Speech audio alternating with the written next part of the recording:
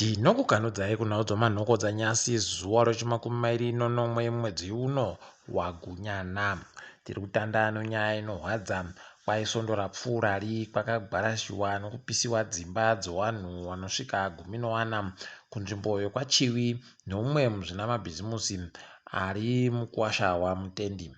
Pakatoita kunyangariwa kwaya goreketai kuti vanhu vari kumuroya nokudini, asi kwagoburika pokare masoko okuti ivo vagari vomubhukuri wakaita zvokubenhutsa zvinenge zvaroyiwa zviya kuwa kwazvabva pazvamuvhiringidza. Pakatoita kunyangariwa nokuti mapurisa achaita sei, asi kureketa kuno vari kundokumbira zvokuti vabatsirike kuti vaone kurarama. Wamunangarwa wabenhuka kunyika Nyasi wari mundege yavo inoita madhora okuAmerica zviuru 30 paawa ribodzi apa wakaisenzesa kubva pawaenda kuAmerica wakapfuura nokuCuba. Aidi mabiyangu tikuita kugwarashiwa mari. Kureketa kuno ndinotofunga kutoti milioni chairo rakatopinda ipapa kutonyura milioni romari yokuAmerica. Apa vanhu vari kundoita njodo kutobora manyerere nomuromo zvakaita kunyangariwa. Wakuru wemasoja wagoburisa tsamba yokuti vanhu kwaigwerekai kusha mukaona masoja akawanda ari kutenderera dunhu roMashonaland yopakati. Kwaizvezvi nzvimbo dzakaita sana Bhindura, Mbire, Rushinge, Muzarabani, Shamva nokuMhanduwe kunenge kwakazara masoja nodzimotika dzawo nokuti wane zvavari kuenda kofundzisiwa nzvimbo idzodzo. Hino mabiyangu kuti ndizvo chere kana kuti manyepo paribari kunyatsoziwa, asi ndiwo zvavari kuita wakuru wemasojawo. Nyasi idi nyika yedu yanga yakaita kusunama kuita kupenutsiwa dima chairo zvokutoti vanhu vese vanga vari kurwadziwa. Kureketa kuno paribe kana kwino magetsi nzvimbo yokunogara iwo wamunangarwako ndokwega kwanga kuno magetsi. Pakaita kunyangariwa. Kureketa kuno kwai kukaribha kwanga kuribe chisvinu chiri kuuya. Apa wokuhwange kwakaita kunyangariwa zvokutoti ivhini wari kuda kutenga magetsi okubva kune dzimwe nyika kwanga kuribepo kare nokuti South Africa yaisitipa magetsi. Kureketa kuno yakaita kuzvimbirwawo pokare nonyaya ibodziyo.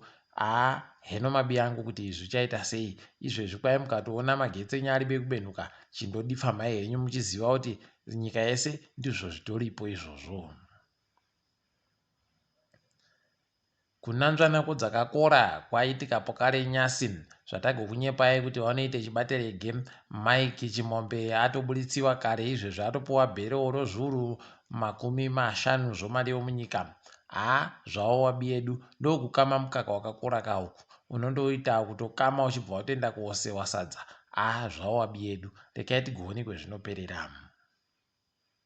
Wapwere wegiredhi 7 vari kunyora izvezvi bvunzo dzavo dzokupera kwegore. Rekai tiwashwire kuti waite tusvinu tichinoimba kuti zvawakafundzisiwa ndo zvinouya mukunyora kwawo. Toramba tichizvitenda. Nyika dzo-EU kwai dzichagopa Zimbabwe mari inoita mapondo maEuro anoita mamiliyoni 4 okuti nyika itenge chikafu. Zviri kutifadza, tiri kuzvitenda. Ipapa wakuti nyika dzokuAfrica pabodzi pauno nyika dzokuAsia pabodzi pauno dzimwe nyika dzekuPacific vari kudzipa mari yakabatana inoita maEuro mamiliyoni 600.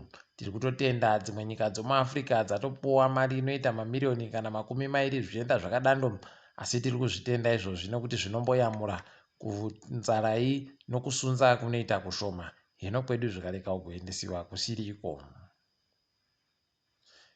Wakuru wamajere Nyasi wagoburika wari kureketa kuti wapfura wamwe varume wairi wanga wakaenda komisa motika yavo munzvimbo iri mumheramo Chikurubhi Training Center. Kureketa kuno kwai vanonzi Tavonga Mashange pabodzi pona Tinashe Tanyanyiwa ndo wakapfuhwa nopfuti naDesmond Nyambirai. Rekai tigone kuti zvinopera zvakadini. Kwai varume vakambotiza vari kutiza kumisiwa kwavanga waita. Idi heno mabiyangu paribe agoziva chokwadi tichagochimbwa chete kana wachinge wapona iwo wairiwa. Kuchehwa kwokuti vanhu vatsvake kuti mweya wokupisa zvinhu uya unoboyeka chere kumuzarabani kwai kwatanda. Kwakatanda musi wechishanu kwai kuchaita mwedzi miiri wachindochera kuti wazosvike pakureketa kuti wane chawaboya kana kuti palibe chawaboya. Izvezvi munhu wese andoramba akamira akaita kubata ura mumanja chaimo kuti dai zvandoita. Bhangi ronyika nyasi ragoreketa iro kuti rakatengesa iwo mangwenjera awo aye egoridhe anoita zviuru zvipfumbamwe nomazana mashanu nogumi nonhanhatu. Tiri kuramba tichizvitenda, kwai mari yazvo zvese iyoyi imari yomunyika inoita mabhiriyoni mapfumbamwe. Kwai wanhu wakazvimirira anambune wakatenga zvikamu 33 kubva muzana zvomangwenjereya, zvimwe zvese zvakatengiwa nemakambani akasiyana-siyana. Tiri kuramba tichitenda, rekai tigoone kuti kune vachanyura chere kana kuti paribe vanonyura. Tinenge tichindokunyepai. Wanoita zvokuverenga makwiriro zvinhu newanhu munyika Zimstead wagoburitsayo kuti kwai makwiriro anoita zvinhu pagore nepagore mwedzi uno angadzikira kupinda kuenda pazvikamu 250 kubva pazvikamu 275 mumwedzi wapfuura. Kwai pamwedzi nepamwedzi zvakatodonha kubva pazvikamu 12 kubva muzana kuenda pazvikamu 3 basi kubva muzana. Tiri kuvarwera manja kana chiri chokwadi, asi ticharamba tichiringa. Ndimi nesu tiri kuziva kuti zvinhu zvo zviri kukwira zvakaita sei. Ngatiringedzo pasi rese. Kureketa kuno muSouth Africa manyongori ega yawe wari kuita kunge waita kufuratira kuJagersfontein pokare kwabenuka umwe mudhuri wodhamu rozvinoitiwa nowomugodhi rapaduka pokare. Zvatoita kuhwadza. Heno kuti chii chiri kumboitika ipapa takundoswira kuti pareke kugopfa vanhu vazhinji nekutoti iyi nyaya yakaita kunyangariwa chaiyo, zvakaoma. Pravin Gordhan muSouth Africa agoreketa kuti kwai kuEscom wada kuti wabise wakuru wagere hunde ikweyo. Rekai tigoone kuti zvichambopira sei, asi dai atori atanda kubvisiwa nekutoti paribe chibodzi chaari kugoita. Makambani yose ari kundoramba achindoita kugodoma nokutekaira akapfugama atadza kutosimuka kuti afambe, pakaita kunyangariwa chaipo. Rekai tirambe takaringa.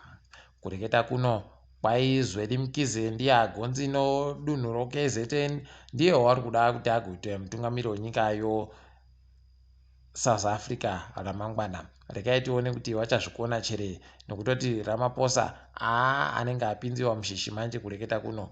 Rekai tirambe takaringa tichiona.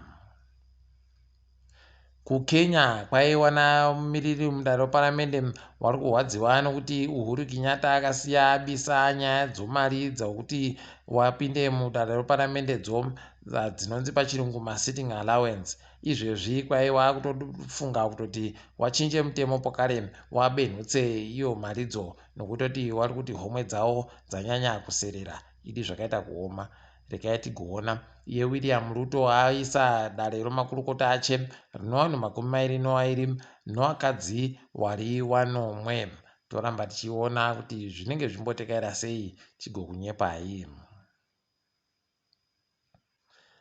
Kwai anonzi Shakira uya agonzi aendeswe padare rodzimhosva nonyaya yokutiza kubhadhara mari yomutero. Rekai tirambe tichiona kuti achazvikona chere kana kuti anenge achizvikunda tinonga tichindokunyepai.